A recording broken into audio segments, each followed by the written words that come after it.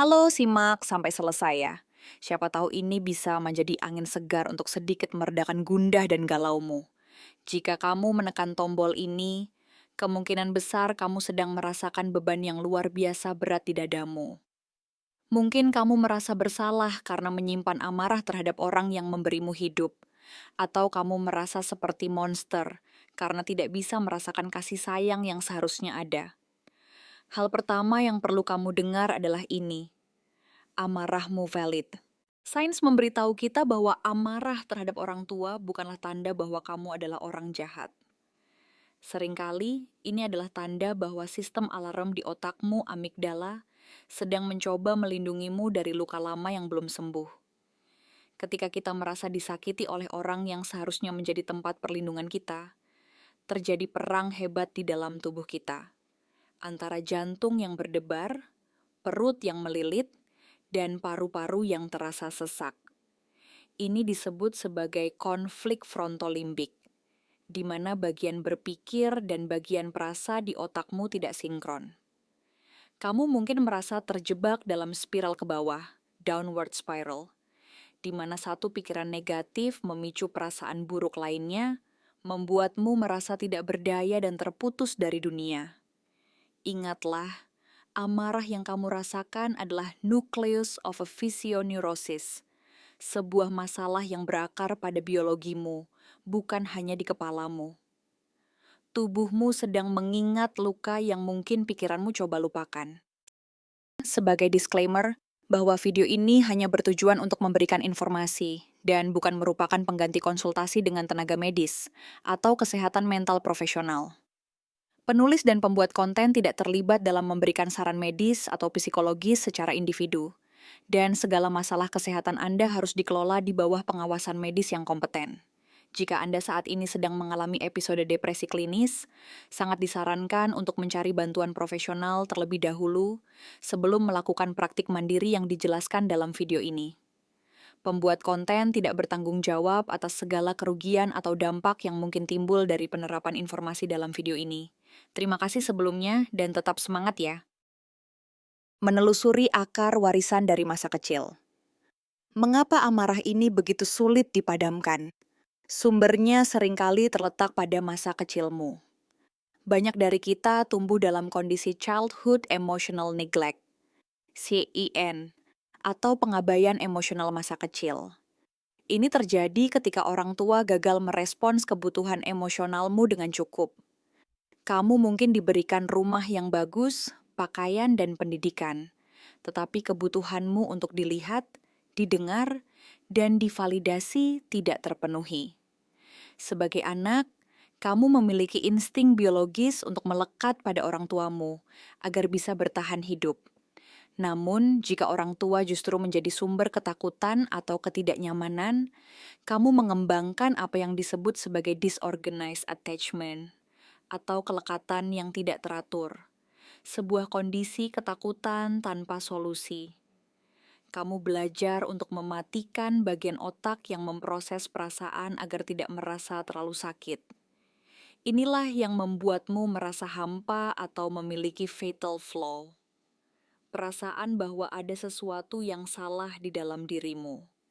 Selain itu, kamu mungkin menghadapi orang tua tipe well-meaning but neglected themselves, WMBNT.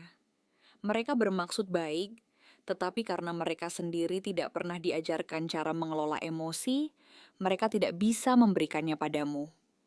Amarahmu hari ini adalah akumulasi dari ribuan momen, di mana kebutuhan emosionalmu tidak diakui. Tombol darurat, langkah praktis melepaskan tekanan. Sekarang, mari kita gunakan langkah praktis untuk memutus sirkuit amarah ini. Kita tidak bisa menggunakan logika saat amigdala sedang membara.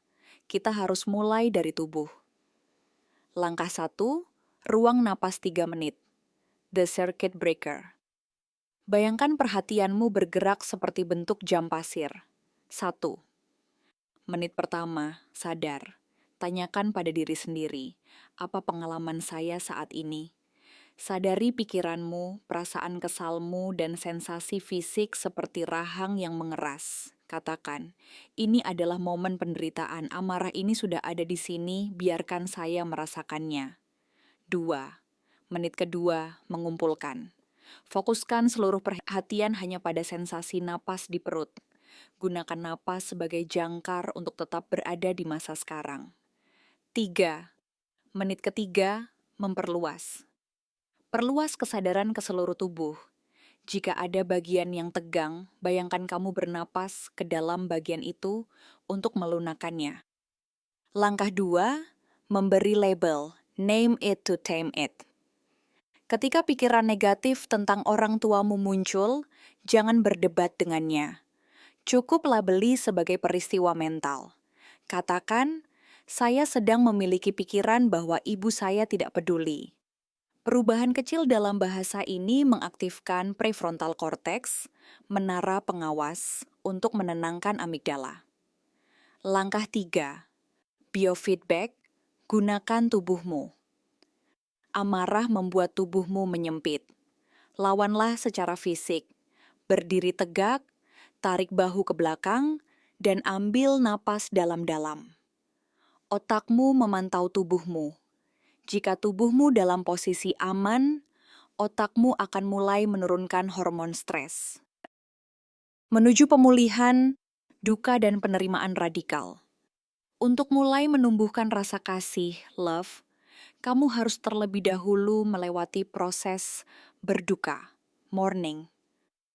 Kamu harus meratapi hilangnya masa kecil yang tidak pernah kamu dapatkan, dan orang tua ideal yang tidak pernah ada. Jangan terburu-buru memaafkan. Memaafkan yang dipaksakan hanya akan membungkam anak di dalam dirimu. Child within, yang sedang terluka. Gunakan prinsip the guest house, rumah tamu. Sambutlah amarah, kesedihan dan rasa malu di pintu depan hatimu. Jangan mencoba memperbaiki perasaanmu. Biarkan mereka ada sampai mereka kehabisan energi dan berlalu sendiri. Penerimaan radikal ini justru yang akan membebaskanmu dari cengkeraman masa lalu. Cobalah juga untuk memahami lubang di jiwa orang tuamu. Mereka mungkin dibentuk oleh trauma mereka sendiri, yang disebut sebagai intergenerational trauma. Memahami ini bukan berarti memaklumi perilaku buruk mereka, tetapi membantumu menyadari bahwa luka mereka bukan salahmu, dan perilaku mereka tidak mendefinisikan nilaimu sebagai manusia. Menetapkan batasan, boundaries, untuk keamanan diri. Kasih sayang tidak selalu berarti kedekatan fisik yang intens. Kadang, cara terbaik untuk mencintai mereka dan dirimu sendiri adalah dengan menetapkan batasan boundaries yang sehat. Gunakan 4 jenis batasan. 1. Batasan fisik. Menjaga jarak atau durasi kunjungan agar tidak melebihi kemampuan emosionalmu. 2. Batasan eksternal. Menyaring kata-kata pedas mereka dan menyadari bahwa itu adalah cerminan keterbatasan mereka, bukan kebenaran tentang dirimu. 3. Batasan internal. Mengatur reaksi emosionalmu sendiri agar tidak langsung meledak atau membeku. 4. Batasan temporal. Memisahkan rasa sakit masa lalu dari interaksi hari ini. Ingatlah formula ini. Perasaan positif plus perasaan negatif sama dengan keputusanmu. Jika interaksi dengan mereka selalu menghasilkan nol atau negatif, maka menjadi tanggung jawabmu untuk melindungi dirimu sendiri dengan mengatakan tidak. Bertindak asertif, berkata jujur dengan kasih tanpa menyerang adalah tanda kematangan emosional. Penutup, nasihat dari sang kaisar, kaisar bijak.